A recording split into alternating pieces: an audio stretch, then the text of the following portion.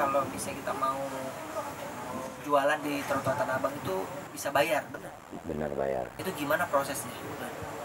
Kalau pedagang ketemu sama yang dituain di situ kan, buat sebulan 2 bulan buat dia jualan, ngasih duit baru besok bisa jualan. Biasanya berapa? Biaya satu lapak lah. Ya sekitar 1,5 juta 2 juta. Itu berapa meter? 2 meter. Itu biaya satu kali bayar. Satu kali bayar. Per bulannya? Itu per bulan. Oh, per bulan. Itu selain bayar bulanan, ada bayar harian? Ada bayar harian. Kalau sekali pesan lapaknya berapa? Bayar pertama? Ada yang 1 juta, ada yang 1,5 juta. Terus? Udah segitu. Terus biar bulanannya berapa? Iya itu, tergantung lapaknya. Kalau lapaknya 3 meter, 2 juta. Sebulan ya kan buat jualan. Per harinya? Kalau per hari, nggak tentu juga sih. Kalau kayak saya minta 3.000, itu bang ada 10 orang. Yang orang situ kan dijual. Dia kan kalau mau jualan ngasih duit 1 juta atau 2 juta buat sampai 1 bulan atau 2 bulan. Ntar kan kalau dia nggak jualan lagi pasti kan pindah, ada yang nempatin. Itu prosesnya kayak gimana sih kalau misalnya kita mau jualan di trotoar Tanah Abang? Gimana sih prosesnya? Ya kalau udah ngasih duit, ya besok dia bisa jualan. Ke siapa ngasih? Adalah sama si A sama si B nya di situ ada yang ngurusin. Itu juga kerjasama sama Satpol PP? Kerja sama juga. Bahkan kalau nggak kayak begitu, pedagang pasti suruh tutup. Sama siapa? Satpol PP-nya. Jadi harus kerjasama. Kalau kita ibaratnya dapat penghasilan cepet, kita kasih dia 40 buat ngerokok ngopi. Jadi kalau ada apa-apa dikasih tahu. Dot, bisa gambarin nggak jalan mana aja sih yang trotoar mana aja yang bisa di lapaknya itu tadi dipungut-pungutin? Kalau dari sini adanya di sebelah kanan, dari keluar dari pintu kereta sampai Sudi Mampir. Pintu kereta, jadi sepanjang depan stasiun aja. Nah, depan stasiun. Di Yang jalan trotoar baru itu. trotoar baru Sampai jalan. ke arah Jati Baru itu. Nah, Sampai ke arah Blok G. sampai arah Blok G. Oh, jadi itu sepanjang trotoar itulah yang dibayar ya, apa ada bayarannya gitu ya? Ada Ya? yang dikutipin yang di pinggir jalan itu. Pinggir jalan itu ya. Tapi itu kan sebenarnya buat pejalan kaki ya, Dodi tahu ya? Sebenarnya sih emang iya buat pejalan kaki, tapi namanya juga banyak yang jualan di situ. Kita larang kan ada orang atas juga. Jadi kalau saya kan cuma minta yang hariannya aja. Yang mau 3.000. Dan itu kan tiap hari ada penertiban, suka diusir-usir sama Satpol PP. Tapi kok masih tetap ramai sih? Balik lagi. Kenapa sih, Dok? Ya itu balik lagi mungkin karena emang penghasilan jualan di situ. Yang penting kalau ini ada yang ngasih tahu kalau emang ada kontrolan komandan yang mau datang, pasti suruh rapi-rapi. Jadi kalau komandan yang nggak datang nggak apa-apa. Jualan lagi. Jualan lagi. Oh, jadi intinya ada andil Satpol PP juga kerjasama gitu. Boleh bilang begitu.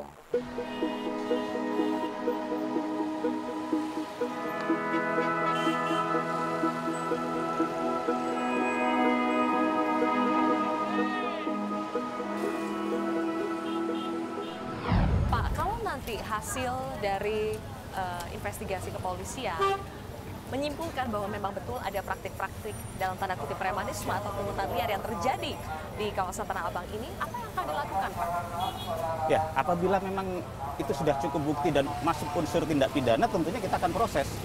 Pihak-pihak siapapun yang mencari keuntungan dan ada aduan dari masyarakat dan masyarakat merasa dirugikan akan tindakan mereka, tentunya kita akan proses. Bagaimana kalau masyarakat merasa seperti yang Bapak bilang tadi, ini seperti simbiosis mutualisme, sama-sama membutuhkan. Tidak ada yang merasa dirugikan, hanya mereka memang harus menyetorkan sejumlah uang kalau mau membuka lapak di sini. Kita juga sudah berikan pengertian kepada masyarakat, apabila mereka memang merasa dirugikan, kita harapkan mereka untuk melapor juga kepada kita.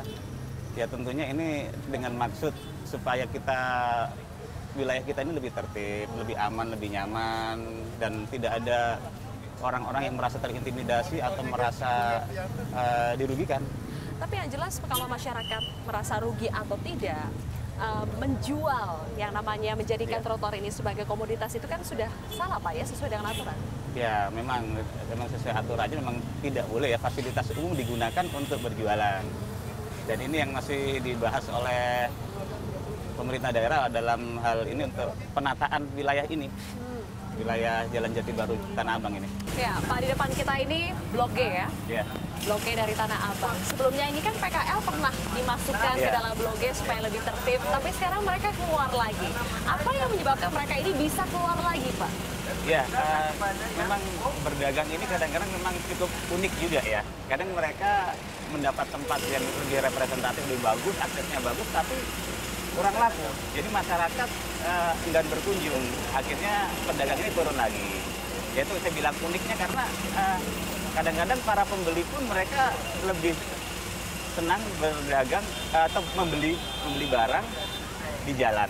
Ketika mereka akan pindah dari lokasi satu ke lokasi lain, mereka sambil berjalan mereka beli. Mungkin salah satu keunikannya di situ.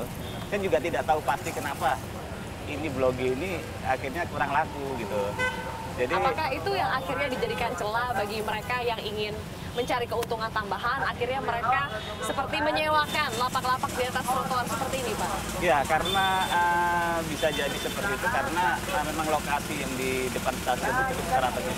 Seperti saya tadi bilang, banyak masyarakat yang turun dari stasiun, mereka akan ke pasar Blok A, ke pasar Metro, mereka melewati Jalan Jati Baru. Jadi dengan banyaknya masyarakat yang lewat, tentunya akan makin besar kemungkinan pedagang itu dagangannya akan dibeli. Baik, terima kasih Pak Lukman atas waktunya bersama kami. Ya. Lalu mengapa wajah Jakarta kini berubah setelah pergantian pemimpin? Kami akan membahasnya lebih dalam lagi bersama dengan pengamat tata kota Yayat Supriyatna. Kang Yayat, mengapa PKL ini kembali mengokupasi trotoar dan juga bahu jalan? Ya, pertama kita harus lihat mengapa PKL ada. PKL ini kan sektor informal. Kalau dia diformalkan, ditempatkan dengan aturan ketentuan, tentu ada lembaga yang mengatur. Kalau dia informal, tentu ada lembaga informal lain yang bermain lembaga di dalam. Informal? Jadi ibaratnya Maksudnya kalau ada gubernur resmi, ada gubernur bayangan. Ah, ini gubernur bayangan. Dengan kata lain preman? Ya, saya mungkin bisa mengatakan seperti itu. Preman, ormas, organisasi, aktor, tokoh, atau siapapun yang mungkin menguasai ruang tersebut. Bisa saja orang yang cukup lama di sana, orang yang punya kuasa, orang yang punya organisasi. Jadi dalam struktur kehidupan masyarakat di perkotaan misalnya, persoalan dunia resmi dan dunia tidak resmi, dunia underground itu ada. Dan itu memang sesuatu yang menarik. Karena itu bermain dengan persoalan kepentingan. Kepentingan bisnis, kepentingan politik, kepentingan ya lain dan sebagainya. Dan yang menarik lagi karena ada perputaran uang di dalamnya. Jadi kalau orang ribut tentang Tanah Abang itu bercerita tentang komodifikasi ruang. Jadi bukan hanya sekedar kemacetan. Bukan. Jadi komodifikasi ruang. Ada ruang yang ditransaksikan. Ruang yang dikomoditaskan. Jadi kalau orang bilang ada tata ruang, ini ada tata uang. Nah, jadi inilah persoalan yang paling mendasar mengapa pada situasi kondisi ketika ada kepentingan ekonomi, ada perputaran uang yang besar dan di situ semua orang ingin masuk ke dalamnya, maka terjadi benturan lah. Benturan antara kekuatan aturan dari pemerintah dan kekuatan aturan lain yang dibuat oleh organisasi di luar pemerintah. Karena apa? Karena berbicara tentang kepentingan ekonomi. Maka saya mengatakan kenapa orang berani berdagang, berani parkir berlama-lama, berani bongkar muat sesuka hatinya. Karena ada yang mengatur, ada yang berbagi. Yang menjadi pertanyaannya, apakah antara yang mengatur dan yang mengatur dari sisi lainnya ada kompromi tidak? Ada kesepakatan Tapi tidak? sebelum itu kan saya ingin tanya siapa sebetulnya yang mengatur di luar pemerintahan itu tadi? Karena selama ini kita hanya bicara ya di preman itu ada premannya, ya di Tanah Abang itu ada yang membackingnya. Tapi kita tidak pernah tahu siapa dan tidak pernah diusut juga, Kang. Dan memang harus ketahui kalau di sistem mafioso ya atau dunia sindikat yang tertentu itu tidak perlu tahu orang, tetapi terasa gaya, suasana, atau situasi ada yang mengatur. Karena polanya akan berbeda. Mereka tidak perlu membentuk organisasi. Tetapi secara informal mereka bisa membentuk struktur yang bisa mengatur secara internal mereka sendiri. Saya percaya katakan, apakah ada ormas, organisasi masyarakat, ada RT, ada RW, atau misalnya tokoh-tokoh pemuda, atau siapapun yang mungkin bisa dan menganggap kawasan ini adalah daerah kekuasaan atau daerah tempat tinggal mereka. Jadi siapa-siapa yang bertempat tinggal pasti menganggap ruang itu adalah milik mereka. Dalam konteks ini tempat saya berusaha, di sini sahabat saya tinggal, di sini saya sebagai katakanlah orang asli di sini, maka otomatis itu akan melekat. Jadi konteks penguasaan ruang dengan kekuatan, power, organisasi, uang atau alat kekuasaan itu bisa saja. Yang praktik ini sudah terjadi lama di Tanah Abang? Oh, sudah lama. Sejarahnya kan kita ketahui dari zaman kolonial, tumbuh kembangnya, dan kita ingat Tanah Abang itu adalah sejarahnya pasar ikon Jakarta dan sekaligus pasar yang memang beriringan dengan sejarah Jakarta. Jadi otomatis harus diakui Jakarta ada Tanah Abang. Tanah Abang itu Jakarta. Kalau praktiknya sudah lama, Kang, kenapa itu tetap bisa bertahan sampai sekarang? Apakah betul ada yang memelihara? Ya, kalau persoalan memelihara ya pasti yang dipelihara adalah kepentingannya.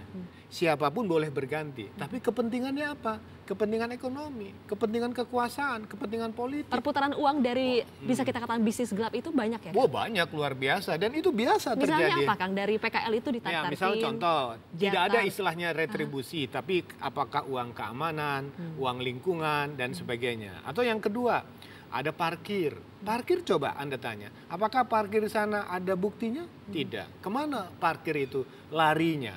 Bagaimana sistem pola bagi hasilnya? Apakah ada parkir meter? Ada parkir formal? Parkir gedung dengan parkir di bawah, apa bedanya? Sekali-sekali lah coba kita masuk ke sana. Dan Anda akan mendapatkan satu tarif parkir yang mungkin menurut kita tidak hitungan jam, tapi harganya sudah luar biasa. Kalau ingin ditanya, mana buktinya? Tidak ada. Oke, Kang, mumpung sudah membahas soal persoalan-persoalan apa saja ada di Tanah Abang, kami sudah merangkumnya, ada beberapa poin ini permasalahan kemacetan di Tanah Abang. Kemacetan dari mobil, angkot, ojek, bajai, bis, semuanya berkumpul di situ.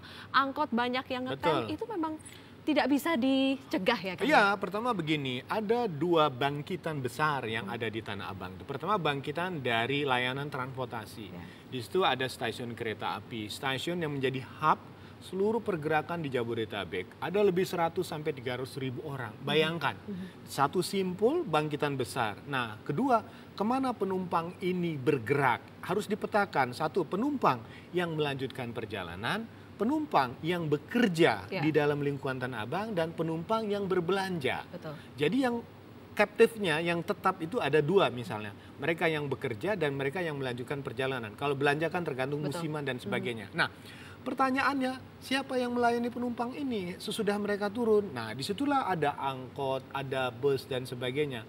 Pertanyaannya, kenapa angkot bisa ngetem berlama-lama? Nah, itu ada yang mengorganisir. Ada lagi yang mengorganisir? Ada yang mengorganisir. Itu siapa lagi, Kang? Ya, itu tadilah ada timersnya. Ada timer? Maksudnya ada yang timer, menghitung ya ada calonya. Waktu, mereka boleh berapa lama. Itu dan ada siapa saja yang boleh ngetem ya, di situ? begitu. Jangan kan ini, misalnya Anda bukan orang situ, misalnya Anda katakanlah ojek online situ. Anda coba-coba masuk situ, ada yang mengatur Anda harus keluar dari kawasan itu.